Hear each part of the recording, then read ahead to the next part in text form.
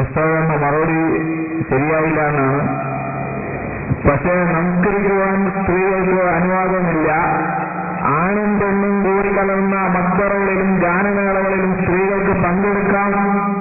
ഏത് ഖുർആൻ അടിസ്ഥാനത്തിൽ ഏത് ഹദീസ് അടിസ്ഥാനത്തിൽ തെളിയിക്കണം? അങ്ങനെ ഞാൻ പറഞ്ഞിട്ടുണ്ടോ? ഈ കളവ് പറയുന്നത് മുഖത്ത് നോക്കി ആണും പെണ്ണും നടക്കുന്ന ഗാനമേളയിൽ പങ്കെടുക്കാമെന്ന് ഞാൻ പറഞ്ഞിട്ടുണ്ടോ? ഞാൻ പറഞ്ഞത് അങ്ങനെ പാടില്ല എന്നാണ്. പാടില്ല എന്ന് പറഞ്ഞത് പാടുണ്ട് എന്ന് മുഖത്തോട് മുഖം നോക്കി ദുർവ്യാഖ്യാനിക്കുന്ന പരിപാടിക്കാണ് മുജാഹിദ് എന്ന് പറയാം. പിന്നെ ഖുർആനും സുന്നത്തുള്ള ദുർവ്യാഖ്യാനം പിന്നല്ലേ. ഇപ്പൊ മുഖത്തോട് മുഖം ഇരുന്നുകൊണ്ട് മുഖാമുഖം എന്ന് പറഞ്ഞാൽ അങ്ങനെയാണ്. ഞാൻ പറഞ്ഞത് പാടില്ല എന്നാണ് പറഞ്ഞത്. പാടുണ്ട് എന്നതിൽ എവിടെയാണ് രേഖ? അത് പറഞ്ഞോളോട് ചോദിക്കാം. ഞാനത് പറഞ്ഞിട്ടില്ല. പാടുണ്ട് എന്ന് പാടില്ല എന്ന് പറഞ്ഞ കാര്യം എന്ന് ചോദിച്ചാൽ പാടുണ്ട് എന്നതിന് രേഖ എവിടെ? അത് മുജാഹിദ് സെന്ററിൽ പോയി ചോദിക്കണം. അല്ല ആണും പെണ്ണും കൂടിക്കലർന്നിട്ട് നമ്മളുണ്ടല്ലോ പെണ്ണുങ്ങൾ പള്ളിയിലേക്ക് പോകുന്നു എന്റെ കയ്യിൽ അതിന് രേഖ എവിടെയാണെന്ന് മുജാഹിദ് സംസ്കൃതം ചോദിക്കേണ്ടത് എന്നോടല്ല. പരിശുദ്ധ ഖുർആനിൽ അല്ലാഹു സ്ത്രീകളെ കൂടെ പള്ളിയെ കുറിച്ച് പറഞ്ഞിടത്ത് ആ പള്ളികളിൽ പുരുഷന്മാർ മാത്രമാണുള്ളത് എന്ന് വിശുദ്ധ ഖുർആൻ പഠിപ്പിക്കുകയാണ്. പെണ്ണുങ്ങൾ ഇല്ല. അതിലെ പണ്ഡിതന്മാർ മുഫസ്സിറുകളായ മുഫസ്സിറുകൾ മുഴുവനും പറഞ്ഞു എന്തേ പുരുഷന്മാരെ മാത്രം പറഞ്ഞു? പുരുഷന്മാരെ മാത്രം പറഞ്ഞത് എന്തേ?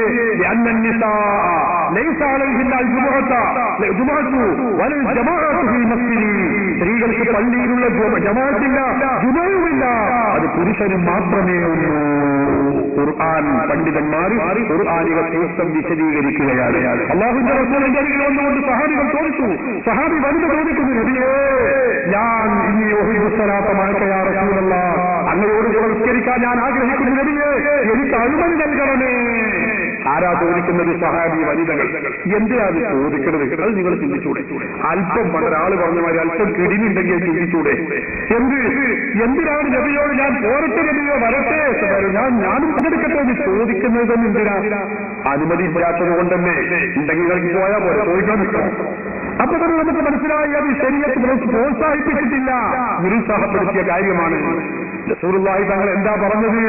അത് കഴിഞ്ഞിട്ട് അന്നക്ക് തഹ്ദീന സ്വലാത്ത പോയി, എന്റെ കൂടെ നിസ്കരിക്കാൻ നിനക്ക് താല്പര്യമുണ്ട് എന്ന് എനിക്കറിയാം. പക്ഷേ നീ ഒരു കാര്യം ഞാൻ പറഞ്ഞോട്ടെ, നിന്റെ വീട്ടിന്റെ ഉള്ളിൽ ആ വീട്ടിന്റെ ഏറ്റവും ഇരുട്ടായ റൂമിൽ വെച്ച് നീ നിസ്കരിക്കലാണ് നിനക്ക് ഏറ്റവും ഹൈറായിട്ടുള്ളതെന്ന് അള്ളാഹുന്റെ റസൂല് പഠിപ്പിക്കുന്നത് അങ്ങനെയാണ്. അള്ളാഹുന്റെ റസൂല് പഠിപ്പിച്ച് സ്ത്രീകൾ പള്ളിയിലേക്ക് പോവേണ്ടതില്ല, വരേണ്ടതില്ല, പോകൂ നീ വീട്ടിലേക്ക് എന്ന് പറഞ്ഞുകൊണ്ട് നിസ്കരിക്കാനെന്ന പെണ്ണിനെ തിരിച്ചയക്കുന്ന ഒരുപാട് സംഭവങ്ങൾ നമുക്ക് കാണാൻ കഴിയും. ഇനി ലോക മുസ്ലിങ്ങളുടെ പാരമ്പര്യം എന്താ? ബഹുമാനപ്പെട്ട ഇമാമുൽ ഷാഫിഈ റളിയല്ലാഹു അൻഹു തന്റെ ഇഖ്തിലാഫുൽ ഹദീസ് എന്ന വിശുദ്ധമായ ഗ്രന്ഥത്തിൽ വളരെ വ്യക്തമായി രേഖപ്പെടുത്തി കാണാൻ കഴിയുന്നു. വളരെ വ്യക്തമായി മഹാനവറുകൾ പറഞ്ഞ ഹിജ്റ 150 ജനിച്ച ബഹുമാനപ്പെട്ട ഇമാം ഷാഫിഈ റളിയല്ലാഹു അൻഹു അവിടുന്ന് പറഞ്ഞു, പ്രധാനമായ റസൂലുള്ളാഹി സ്വല്ലല്ലാഹു അലൈഹി വസല്ലം നിസാഉൻ മിൻ അഹ്ലി ബൈത്തിഹി വ ബനാതിഹി വ മൗലയാതിഹി വ ഖദബിഹി അഹ്ലി ബൈത്തിഹി. അല്ലാഹുവിന്റെ റസൂലിന്റെ കൂടെ ഭാര്യമാരുണ്ടായിരുന്നു, പെൺകുട്ടികളുണ്ടായിരുന്നു, സേവകരായ സ്ത്രീകളുണ്ടായിരുന്നു, കുടുംബക്കാരായ സ്ത്രീകളുണ്ടായിരുന്നു. പക്ഷേ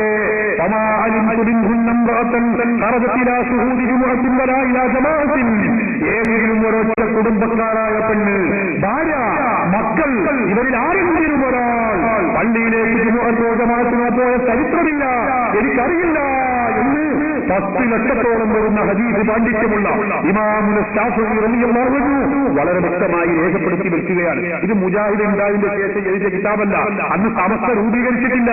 ഇമാം ഷാഫിഈ റളിയല്ലാഹു അൻഹു ഹിജ്റ 150 ജനിച്ച പണ്ഡിതൻ 1200-300 വർഷങ്ങൾക്ക് മുമ്പ് രചിക്കപ്പെട്ട ഗ്രന്ഥമാണിത്.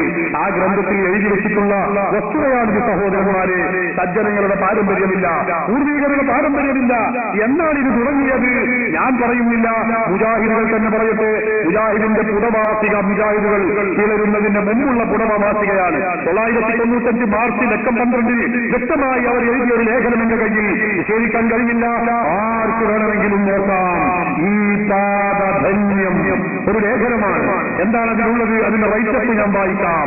കേരളത്തിൽ ആദ്യമായി അല്ലാഹുവിന്റെ പള്ളിയിൽ പോയി ആരാധനാ കർമ്മങ്ങളിൽ പങ്കെടുത്ത 2 മുസ്ലിം വനിതകളെ ഇവിടെ പരിചയപ്പെടുക. നോക്കൂ നിങ്ങൾ, കേരളത്തിൽ ഇസ്ലാം എത്തിയതെന്താ? റസൂലുള്ളാഹി സ്വല്ലല്ലാഹു അലൈഹി വസല്ലം തങ്ങളുടെ കാലഘട്ടത്തിലാണെന്ന് കേരളത്തിലെ മുജാഹിദ് പ്രസ്ഥാനം, ഇസ്ലാഹി പ്രസ്ഥാനം ചരിത്രത്തിലൂടെ ആമുഖമെന്ന ഒരു കുട്ടിക 25 പൈസ വിലയുള്ള ഈ പുസ്തകത്തിൽ മുജാഹിദുകൾ പറയുന്നു, റസൂലുള്ളാഹിന്റെ കാലത്ത് കേരളത്തിൽ ഇസ്ലാം എത്തിയിട്ട് സ്ത്രീകൾ പള്ളിയിലേക്ക് പോകാൻ തുടങ്ങിയത് എന്നാണ്? മുജാഹിദ് മാസിക പറയുന്നു, കേരളത്തിൽ ആദ്യമായി പള്ളിയിൽ പോയത് 1950കളിലാണ് എന്നാ പറയുന്നത്. 50കളിൽ. അപ്പോ ഇവിടെ കേരളത്തിൽ മുജാഹിദ് പ്രസ്ഥാനം ഉണ്ടായത് 1920ലാണ്. ഈ മുജാഹിദ് പ്രസ്ഥാനം ഉണ്ടാക്കുന്നത് എന്തിനാണ്? ഇവിടെ കുറെ സുന്നത്തുകൾ അത് അനാചാരമാക്കപ്പെട്ടിട്ടുണ്ട്, അല്ലെങ്കിൽ അനാചാരമുണ്ടാകെ മുസ്ലിമീങ്ങൾ നടപാടുന്നുണ്ട്. ഈ സുന്നത്തുകളെ പുനരുജ്ജീവിപ്പിക്കാനും അനാചാരത്തെ നിർമ്മാർജ്ജനം ചെയ്യുന്നതിനു വേണ്ടിയുമാണ് ഞങ്ങൾ ഇവിടെ രൂപീകരിച്ചത് എന്ന് മുജാഹിദുകൾ ആഘോഷിക്കാറുണ്ട്.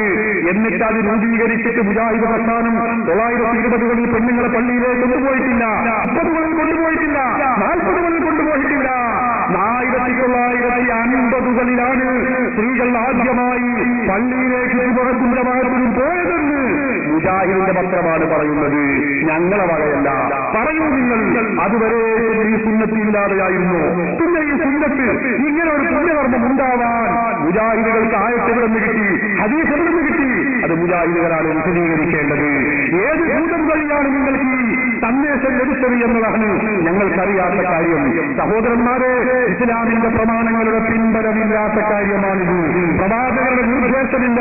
പ്രവാചകരും അല്ലെങ്കിൽ വിശുദ്ധ ഖുർആനിന്റെ ഓരോ ആയത്തിൽ, വിശുദ്ധ ഖുർആനിൽ 6000 വരുന്ന ആയത്തുകളുണ്ടല്ലോ, ഓരോ ആയത്തിലെങ്കിലും സ്ത്രീകൾക്ക് മുഴക്കും ജമാഅത്തിനും പോകണമെന്ന് കൽപ്പിക്കുന്ന, നിർദ്ദേശിക്കുന്ന, പുണ്യകർമ്മമാണെന്ന് പറയുന്ന, പ്രോത്സാഹിപ്പിക്കുന്ന ഓരോ വചനമെങ്കിലും കാണിച്ചു തരാൻ ലോകത്ത് ഇന്ത്യ വരെയുള്ള ഒരൊറ്റ മുജാഹിദിനും കഴിഞ്ഞിട്ടില്ല എന്നതാണ് യാഥാർത്ഥ്യം.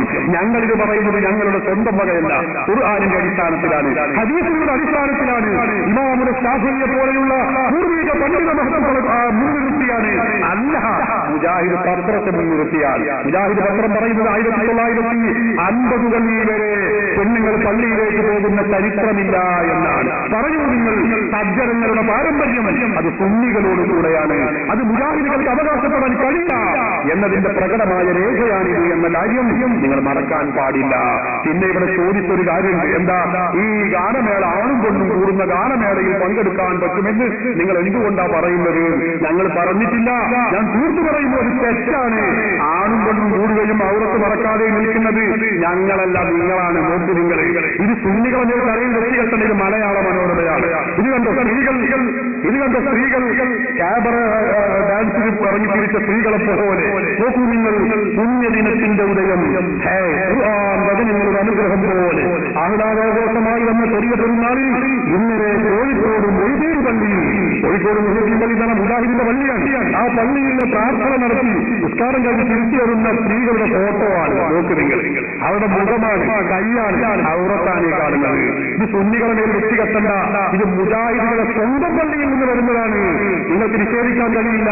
മലയാള മനോരമ മാത്രമല്ല, മാതൃഭൂമിയാണ് എന്റെ കയ്യിലിത്. മാതൃഭൂമിയുടെ ഫോട്ടോ ആണിത്. തല മുഴുവനും തോന്നിട്ട് നിൽക്കുന്നു. സുന്നികളുടെ മറുപറയെ മാത്രം നിങ്ങൾ കുറ്റപ്പെടുത്തണ്ട. മുജാഹിദ് പള്ളികളിൽ വരെ ഈ ഹറാമ് നടപാടുന്നുണ്ട് എന്ന യാഥാർത്ഥ്യം നിങ്ങൾക്ക് നടക്കാൻ കഴിയില്ല. ഈ വസ്തുത നിങ്ങൾ അറിഞ്ഞില്ലെന്ന് നടിക്കുന്നത് ശരിയല്ല. ഞങ്ങൾ ഉറച്ചു പറയുന്നു, പാടില്ല. അങ്ങനെ അന്യപുരുഷന്മാർ കാണുന്ന രൂപത്തിൽ സ്ത്രീകൾ വരാൻ പാടില്ല. ഇതാ ഞങ്ങൾ പഠിപ്പിക്കുന്നത്. അത് ഖുർആൻ പഠിപ്പിച്ചതാണ്, ഹദീസ് പഠിപ്പിച്ചതാണ്. അല്ല, അപ്പൊ നിങ്ങളെ മക്കബറയിലൊക്കെ പെണ്ണുങ്ങൾ ഇങ്ങനെ വരുന്നുണ്ടല്ലോ, തെറ്റാണത്. യാതൊരു സംശയവും ഞങ്ങൾക്കില്ല, പറയാൻ മടിയുമില്ല. എല്ലായിടത്തും ഞങ്ങളിത് പറഞ്ഞതാണ്. നമ്മുടെ നാട്ടിലെ മക്കബറ മാത്രമല്ല, കേരളത്തിലെ പല മക്കബറകളിലും പല സ്ത്രീകളും വിവരമില്ലാതെ വരുന്നുണ്ട്. തെറ്റാണ്, യാതൊരു സംശയവുമില്ല. ഞങ്ങൾക്കത് പറയാൻ യാതൊരു മടിയും